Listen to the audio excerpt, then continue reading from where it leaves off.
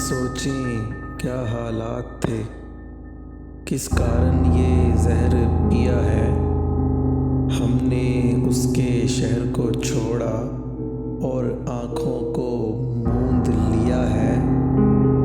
अपना ये शेवा तो नहीं था, अपने गम औरों को सौंपें। खुद तो जागते या सोते हैं, उसको क्यों बेख्वाब किया है। खलकत के आवाज़े भी थे, बंद उसके दरवाजे भी थे।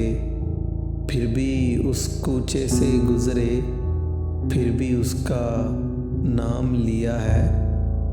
हिज्र की रुत जानलेवा थी, पर गलत सभी अंदाज़े निकले। ताज़ा रफ़ाकत के मौसम तक मैं भी जिया हूँ, वो भी जिया है। एक फराज तुम ही तन्हा हो, जो अब तक दुख के रसिया हो।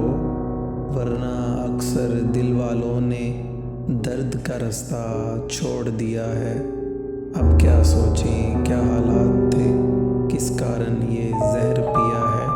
हमने उसके शहर को छोड़ा और